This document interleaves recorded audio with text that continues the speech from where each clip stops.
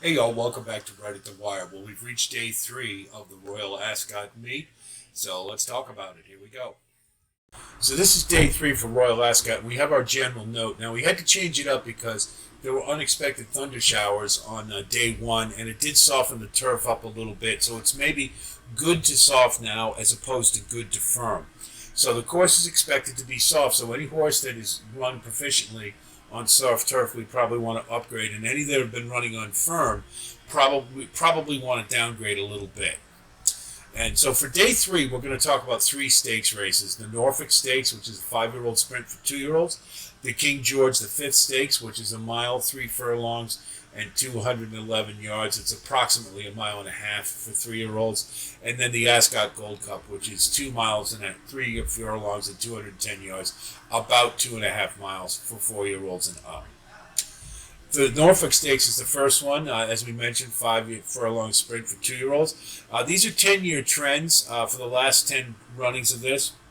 50.7% rivals beaten for all the winners. And for those of you who don't know, very quickly, rivals beaten is a measure of how many horses you beat, obviously. So if you finish second in a 6 horse race, you take the field size 6, subtract your placement, which is 2, so you get 4, and then you divide it by the field size minus 1, which is the horse you're looking at.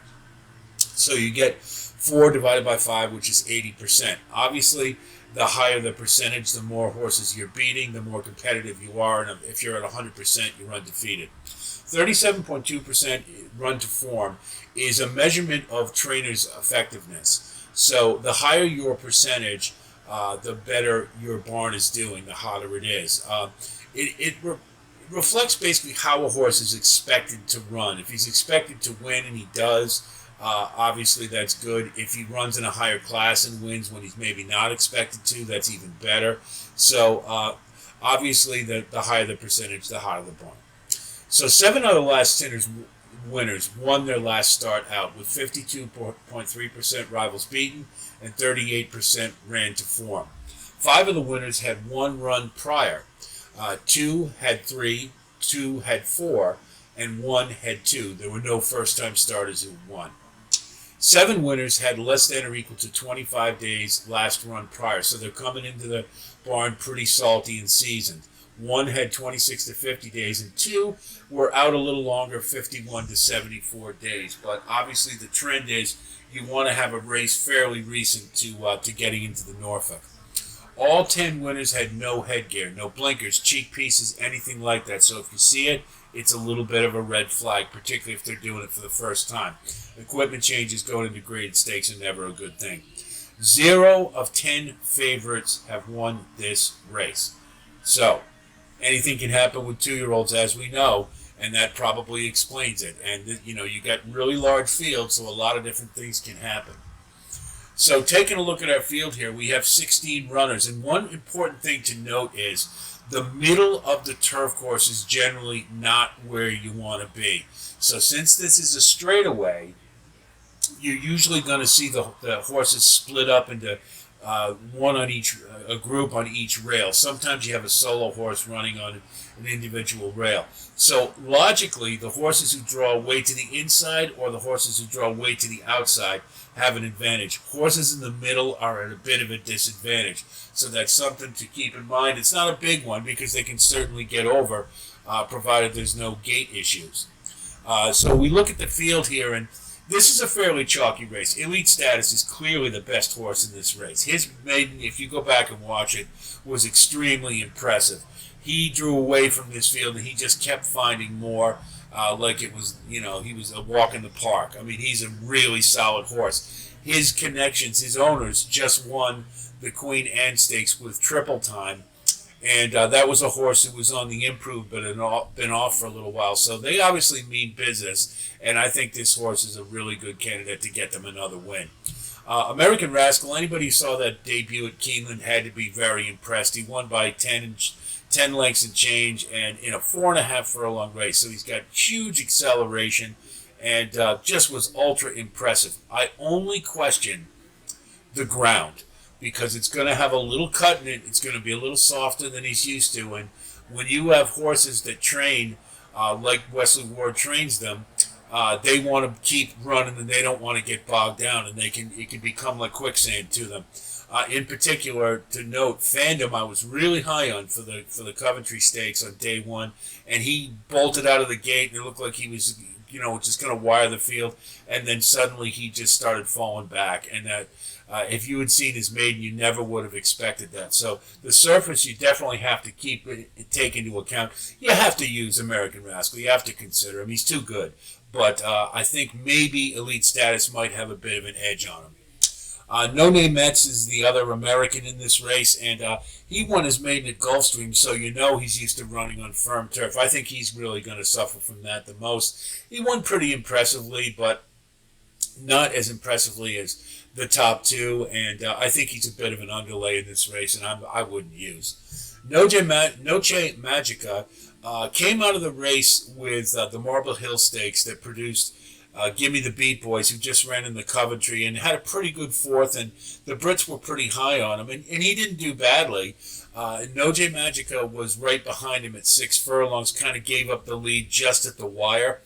Cutting back to 5 furlongs should be just what the doctor ordered for this horse, and he's salty, and he's got some experience with running against classier horses, so I really like his chances at 9-1. That's an excellent price.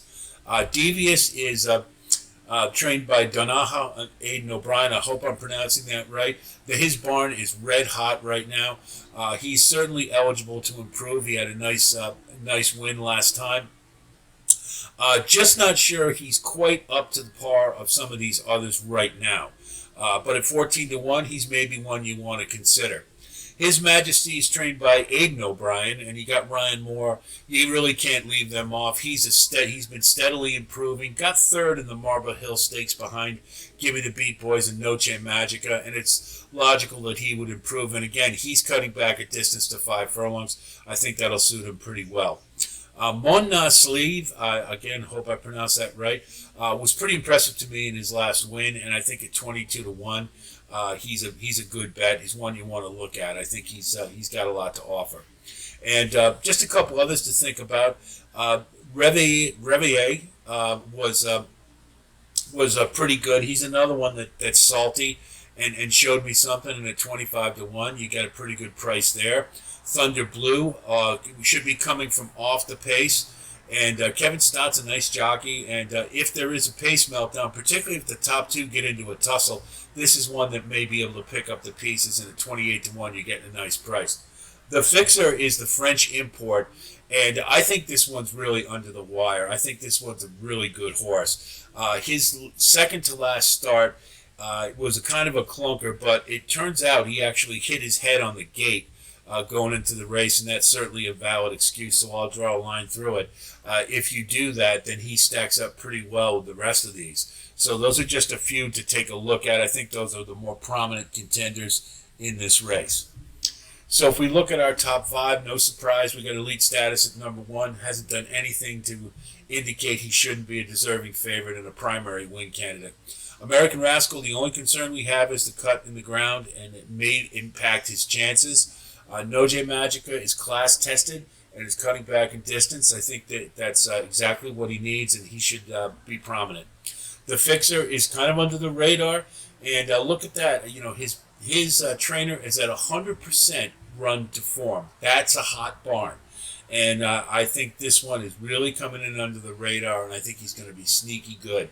So at 33-1, I'm licking my chops. I can't wait to use him. And then number 5 is His Majesty, Aidan O'Brien, Ryan Moore. We can't leave him off. Aidan O'Brien's barn at 80%. They're going really well right now.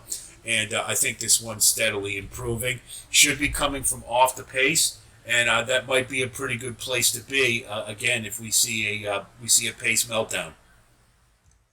The second race we're going to talk about is the King George V Stakes, and it's at 1 mile, 3 furlongs, and 211 yards, so approximately 1.5 miles, and it's for 3-year-olds. And these are the 10-year trends. Charlie Appleby and William Buick have connected for 2 wins, more than anybody else. 50% rivals beaten and 41.4% run to form for the winners on average. 6 winners have had 2 starts prior with 56.7 rivals beaten, 47.3 run to form. 3 have had 3 starts prior.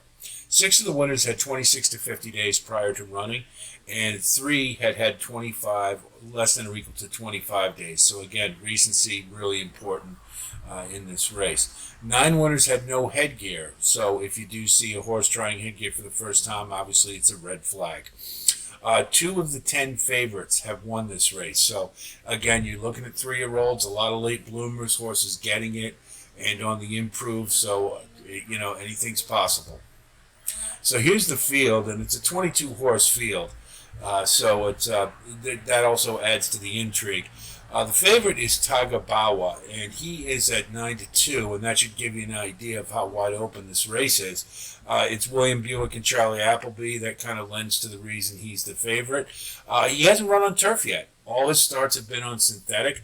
The last one was in April, and it was a marked improvement over what he had done, but he still looked a little green to me. It was only a 5-horse field, and I wasn't overly impressed with it, so I think he's very beatable here. You do have to use him because of the connections, and he likely will take the turf without a problem.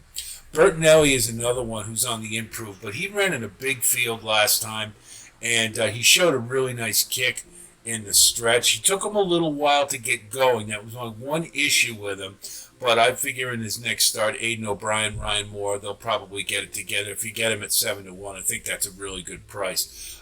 Burglar is another one who showed a little bit of ability in his last race, but again, he looked green. And I think that's the linchpin to this race. I mean, you want horses who really have got it and are on the improve. So Burglar, to me, I'm not really excited about his chances. Wonder Legend is one that has been on the improve, and when they finally stretched him out to 1.25 miles, it really made a big difference. And I think this one is on the upswing, and you get nice value at 8-1. Perfuse, to me, is the pick, the one to win it. Sir Michael Stout, and this one really looked professional in a nice solid win, and I think he's one that at 8-1 is a really nice value. Just a couple of others to think about, perhaps. Double March is another one. Once they finally stretched him out, he really perked up, and he ran a really nice race. And I think that was what the doctor ordered. And I think this one is on the upswing, and at 25-1, I think you're getting a really nice price. I expect him to be factoring late. And another one for a total bomb. And I have to believe this one's more under than anything else. But Chile, number 22. As the 20 post. He has not done a whole lot except for his last race at the distance, and the note was that they were really impressed with his late close. He had to pick his way through traffic to get up for third, and so it's a horse who maybe it's all coming together at just the right time. And in this race, a late runner at 50-1, why not think about him just for underneath? I don't think he's a win candidate, but he's one to perhaps think about. So if we look at our top 5, I like Bertinelli. I think he showed a lot of ability. I was a little, the only question I have is he was a little late to get into gear, but once he did, he showed a monster kick. So I think he's a really solid candidate here. Perfuse, I think, is probably the most professional I've seen so far, and he looks just poised and ready, and he's a logical win candidate, and he's in a hot barn. Wonder Legend is, again, another one who seems to be getting it. As soon as they've stretched him out, he's really taken to it, so I think he's one that's looking pretty good. Double March, same thing, and you're getting him at 25-1. And then let's round it out with Tagabawa. Again, I think this one is still a work in progress, particularly since he hasn't run on turf. But, the connections are there, and he definitely has some ability. I just kind of like others in this spot. The last race we're going to take a look at is the Ascot Gold Cup, and it's 2.5 miles for 4-year-olds and up. And these are the 10-year-old trends. You basically have 2 power trainers, Aidan O'Brien and John Gosden, who've dominated with 3 wins each, and Frankie Dettori and Ryan Moore with 3 wins each. So they're the connections that you want to look at. You see any one of those, and here's your peek up. 4-year-olds have won 7, 5-year-olds have won 1, 6-year-olds have won 2. 50.5 rivals beaten, 34.8% run to form. 8 winners won the last time out, and you see 66.5% rivals beaten, 35% run to form. So the winners are usually coming in really good form and ready to roll. 7 winners had 1 start prior, 2 had 2, and 1 had 5. So 1 was moving along during the season. 6 winners had run 26 to 50 days prior. 3 had less than or equal to 25 days. All 10 winners wore no headgear, and it seems to be a common theme throughout all these races. And 7 out of the 10 favorites won. So usually, whoever's coming in is the chalk usually takes it down. But let's take a look at the field.